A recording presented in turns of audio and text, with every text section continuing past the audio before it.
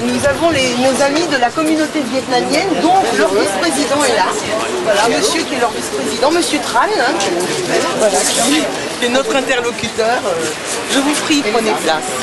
Alors, monsieur le vice-président,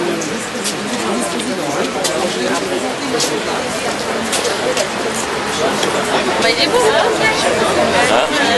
Moi, je dis qu'il est beau, le matin. Voilà. Il y a encore une place ici, sur ces liens avec la communauté vietnamienne. Et vous connaissez monsieur Docteur? Voilà. Vous pouvez expliquer à gauche.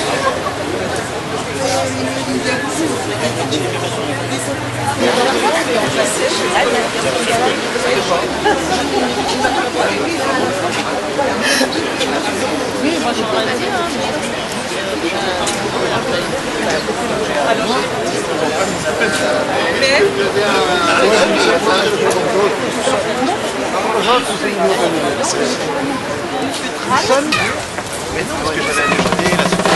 Pour le maire de Paris, monsieur Philippe Duclou, maire adjoint au maire chargé de la qualité des services publics municipaux, de l'accueil des usagers et du bureau des temps, conseiller du 11e arrondissement de Paris. Accompagné de monsieur Omer Mas-Capitolin, conseiller d'arrondissement, chargé de la jeunesse.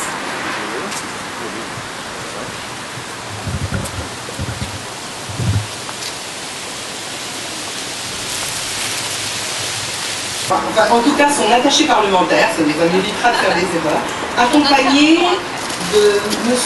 Durand-Franzini, conseiller d'arrondissement, chargé de la vie associative.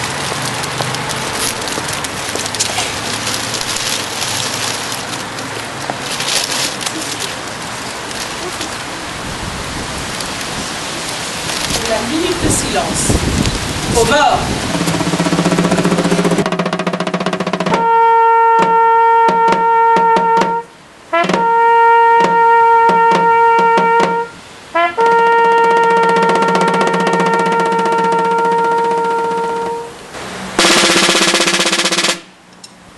Il y a 95 ans était signé l'armistice du 11 novembre 1918.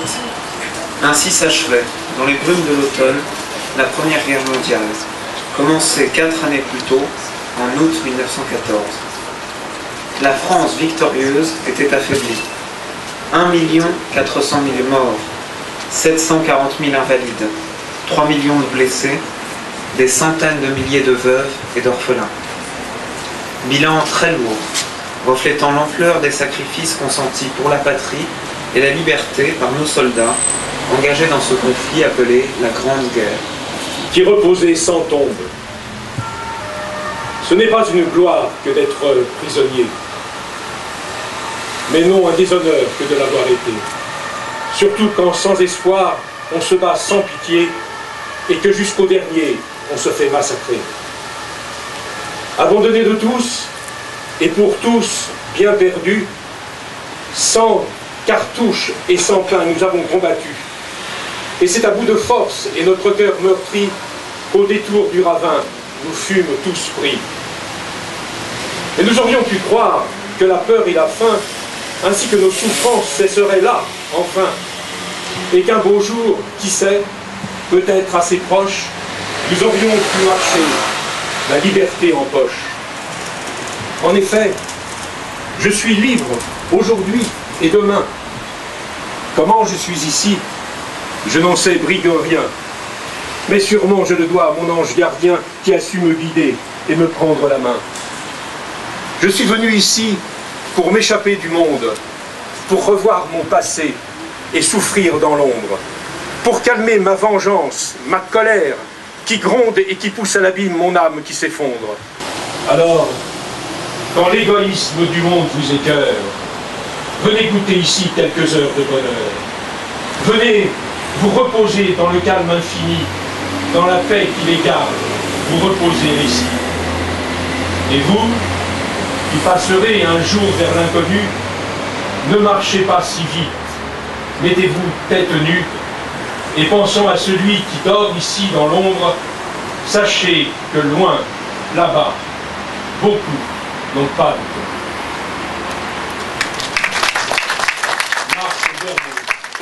Montez de la mine, descendez des collines, camarades.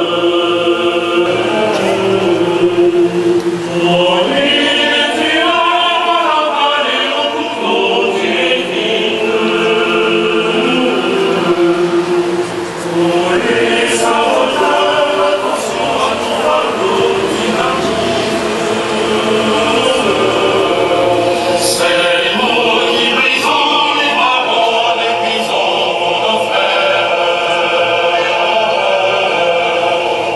Tout particulièrement les élus du 11e arrondissement qui sont présents là aujourd'hui et qui nous font aussi cet honneur et l'amitié d'être là. Et je donne la parole à cet instant à monsieur Philippe Duclou, qui est le représentant du maire de Paris aujourd'hui, adjoint au maire.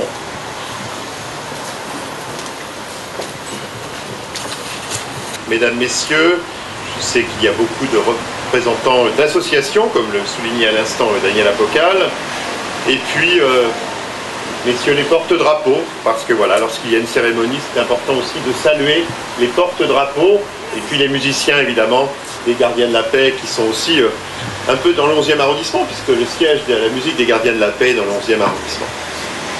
Un petit mot pour saluer monsieur le comédien, qui s'est exprimé à l'instant à travers ce beau message, cette belle lecture. Et puis un mot de remerciement également à Thomas, voilà, qui était aussi dans le 11e arrondissement ce matin, qui est là aussi cet après-midi pour lire le message de l'UFAC. Ce matin, c'était un jeune élève de l'école Saint-Bernard, voilà, un élève de CM2 qui a lu ce message avec à la fois beaucoup de conviction et je dirais beaucoup de détermination. Et si je dis cela, c'est que je dirais quelques mots sur le devoir de mémoire à la fin de mon intervention, et voilà. Mesdames, Messieurs, les soldats d'outre-mer nous réunissent aujourd'hui, je le disais tout à l'heure. Et c'est un hommage à leur sacrifice que nous tenons à honorer leur mémoire. L'oubli de ce sacrifice au lendemain de la Grande Guerre fut une injustice aujourd'hui réparée. Les poilus de l'outre-mer, à qui la France doit tant, ont retrouvé depuis la place qui leur revient. Aussi longtemps que nous parlerons de la Grande Guerre, nous parlerons des soldats d'outre-mer. Vive la paix, vive la République et vive la France. Je vous remercie.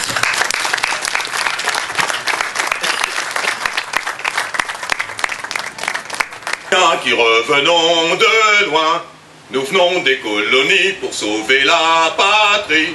Nous avons tout laissé par engourbifoyer, car nous avons au cœur une invincible ardeur et nous voulons porter haut et fier le beau drapeau de notre France entière. Et si quelqu'un venait à y toucher, nous serons là pour mourir à leurs pieds. En avant, pour le pays, pour la patrie, c'est nous les Africains, c'est nous les Africains. Il ne reste plus que des larmes de sang, et mes pleurs d'enfant dedans mes yeux d'adulte, reprenant amèrement un air déjà culte. Camarades, camarades, qui amara les amarres de ma race? Maintenant, par peur insensée, on les éjecte des mêmes places où ils siégeaient hier, devant les terrains minés, devant les balles dites ennemies. Dans nos cœurs, ils l'ont. Non, les morts ne sont pas morts en vain. Les signes de leur chemin, nos sourires en nos destins. Nous rendons fiers de ces sacrifices humains. Sénégalais, car ce qui n'est égal est. Et Bouine est maintenant qu'un nom de place ou de rue, qui nous entraîne vers ces airs de tragédie de roi Christ off, qui doute à sec Damas et Montsangor sur mon air ville. Est, ouest, sud, nord, et Léopold, si tard, s'endorme.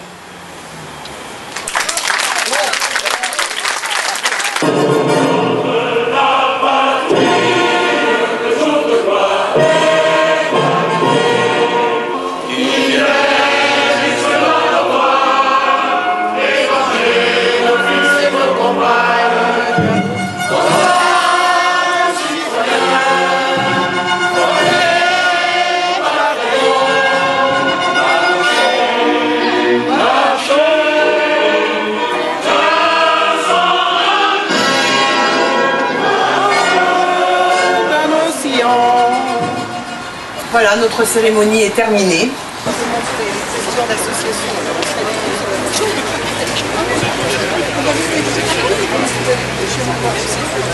C'est bien, ça donne, voilà, ça donne un caractère personnel. Voilà. Je pense que Madame Avocate vous a dit. Les anciens de l'armée d'armistice, les chantiers de Genève. La France pourrait être mobilisée 250 000 hommes par le groupe de